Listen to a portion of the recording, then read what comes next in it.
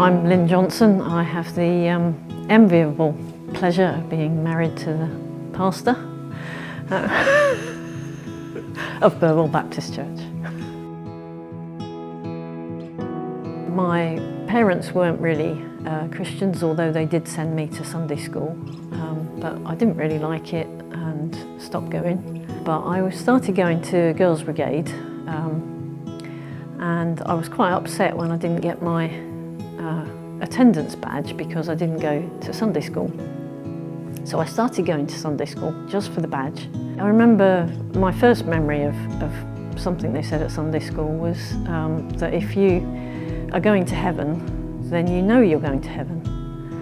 And I remember thinking, how arrogant, how could you possibly know you're good enough to go to heaven? Because that's surely the only way to get to heaven is to be good enough. Obviously I got completely the wrong end of the stick, knowing now that none of us are actually good enough to go to heaven or to be a Christian. I then went off on a Girls Brigade camp.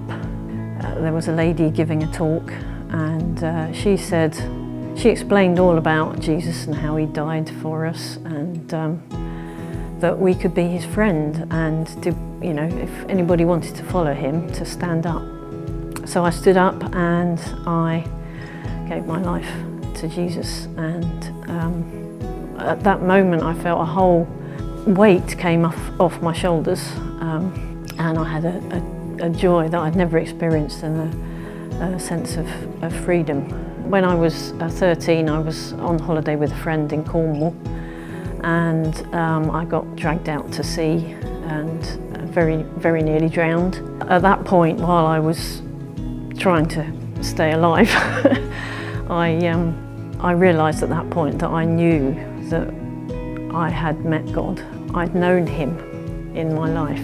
I was going to a Baptist church at the time. It was that point really that I realised I needed to get baptised. I knew my mum and dad wouldn't be very keen on me being baptised, but having nearly drowned, my mum would have let me do anything. So she was quite happy for me to be baptised.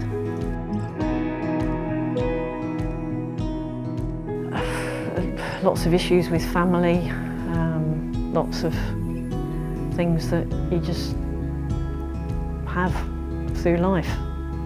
Joseph and what he went through in his life were really difficult issues. You know, he got thrown down a well by his own family, wrongly accused and put into jail for years, but he never lost his faith in God. He says something really significant to his family when he meets them again. You meant it for evil, but God meant it for good.